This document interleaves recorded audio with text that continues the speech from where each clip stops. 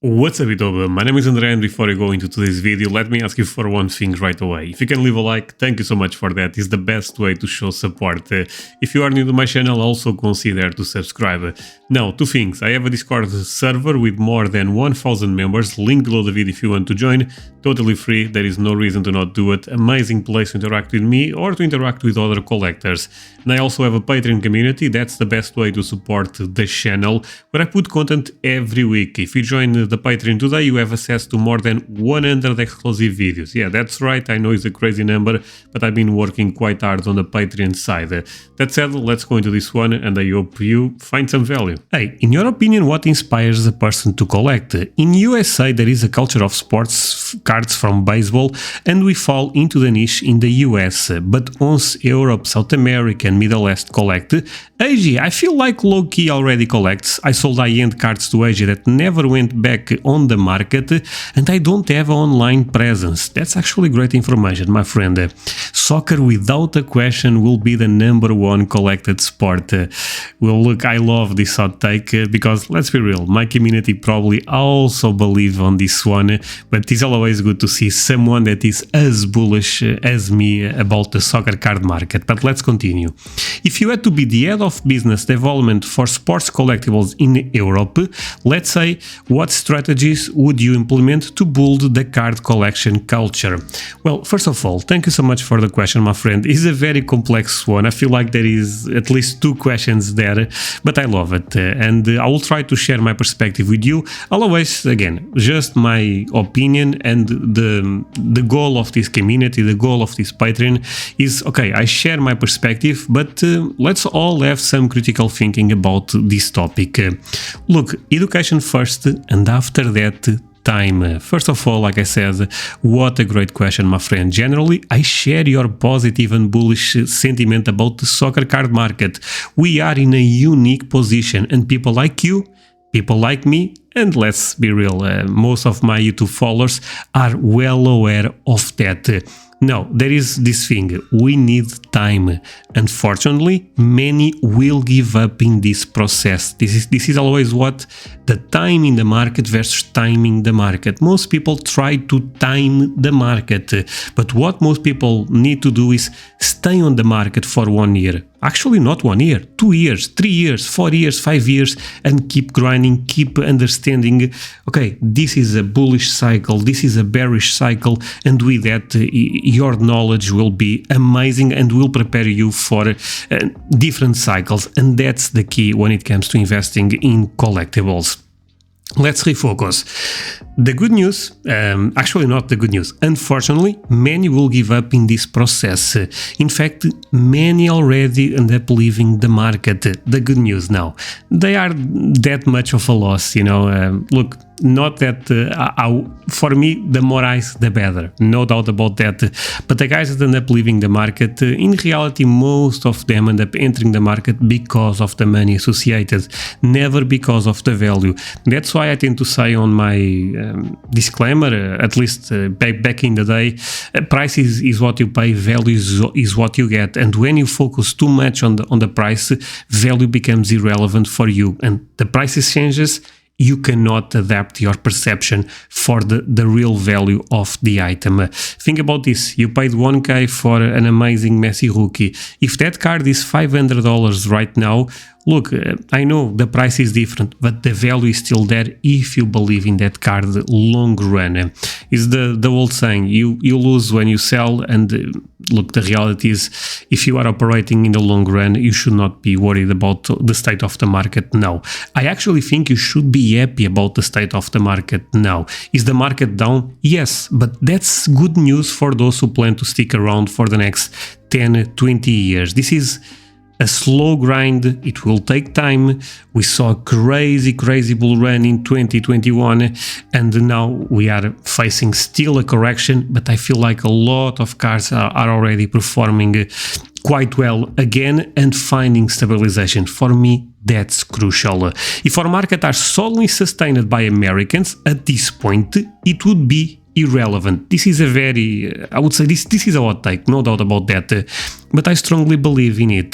The amount of collectors we have in Europe and Asia is already huge and is growing every day, although hard to quantify, and it's, in my perspective, only likely to increase. I know that this data may not mean that much, but my channel has more viewers outside of the United States of America than actually inside of the US. This was not the case 2 or 3 years ago. There is a change in place, but it's a slow one. But I'm okay with that. Now, going back, trying to the end of your question, if these are in my hands in Europe, let's say Fanatics offers me a great deal and I'm the one trying to push the soccer card market. I know you end up talking about collectibles, but I will focus on the soccer card market. As I have already mentioned, the first thing to do is to find a sustainable, long-term way to increasingly educate the European market. Education is the key for everything. It's important to explain how fascinating our market can be, first from a collector's perspective, and then gradually introduce the potentially this hobby as an alternative investment. But first of all, educate the collector. After that, the investor will come.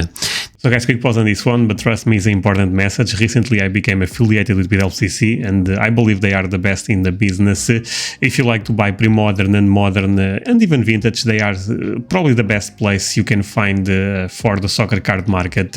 If you want to support the channel and you don't need to pay me anything, just click on the links I will leave below the video for PWCC, or you can even scan the QR code you are seeing on the screen. Apart from that, I will try to keep all the links updated. Instead of just sending you to PWCC direct, I will try from time to time to send you to a deal that I find quite amazing there. That said, let's continue this video and I hope you have fun.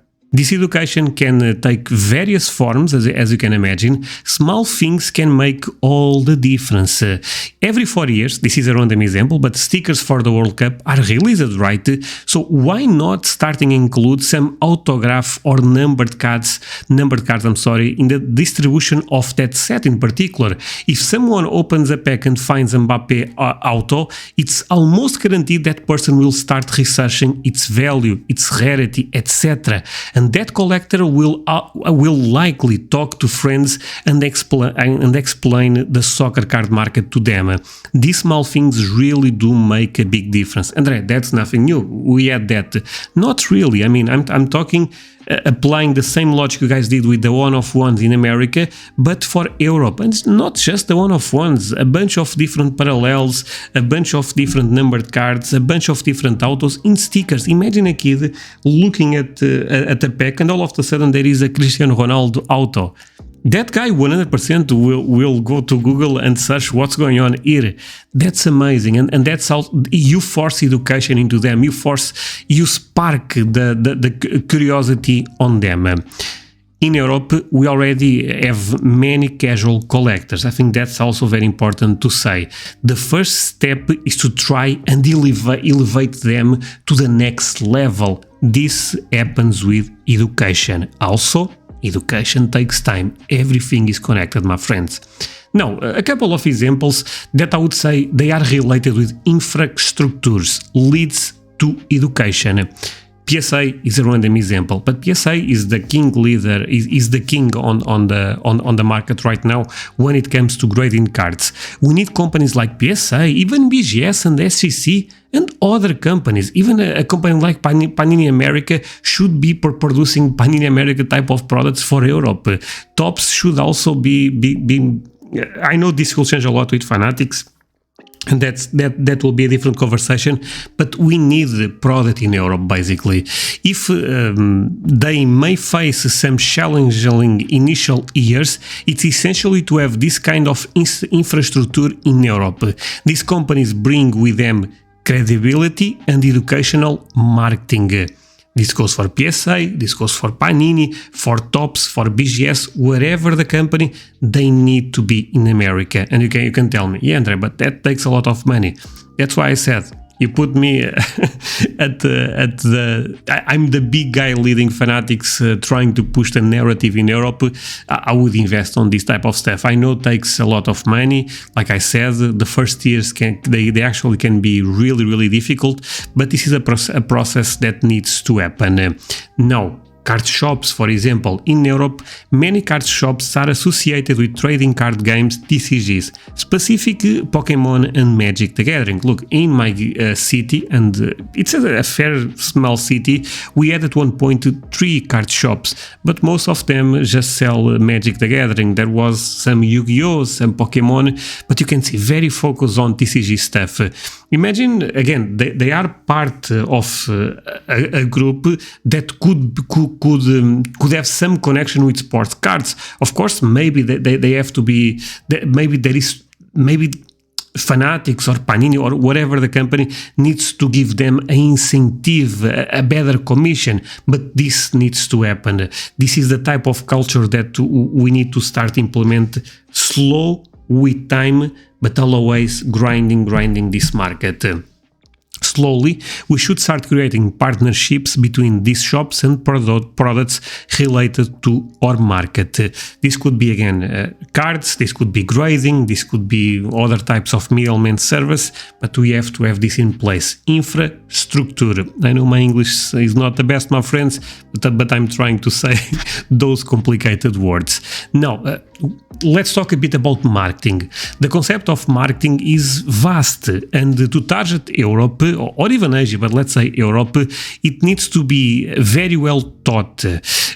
We should start with relevant streamers. This is a random example. Again, there is a lot of things that we can do, but we could start with relevant streamers for specific areas and establish long-term partnerships, because the reality is so many incredible things can be done in the soccer card market. Look, the amount of European streamers that play FIFA every day, that have thousands and thousands of people watching them, is actually quite stunning.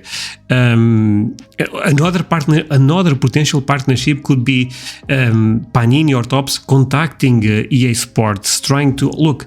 When this streamer gets this card, the guy will also, 1 week after that, get in his mailbox the real card. Again, those examples are probably not even the best, but you guys get the point. Try to interact, to connect all of the stuff that is already in place and elevate to the next level, always connecting with cards, always connecting with this culture that we all want to grow. Another example could be card shows. I mean, I know the London card show is very famous right now. The one in Berlin is also quite famous. Look, again, Fanatics, Panini, whatever the company, even PSA, put some money in Spain, put some money in Portugal, and also, I mean, you guys don't have to do everything, but help someone to make a great show between Spain and Portugal. After that, take a look at Poland. After that, take a look at Germany. And all of this grows, this brings education and grows the amount of collectors, as you can imagine. The player you are seeing on the screen is a Benfica player. This is another good example. I mean, when I go to buy a jersey from Benfica, from Real Madrid, why not give a card? I know Fanatics already talked about this, and look, I will not say all of my ideas are great. I don't think they are. Some are, others will fail quite bad. But there is so many things we can do that, basically I think if someone at Fanatics, at Panini, is thinking about pushing the soccer card market in Europe, they have a lot of fronts that they can attack, and I believe this eventually will become a reality, since our market is too important to be ignored. Let's move on to the question number 2.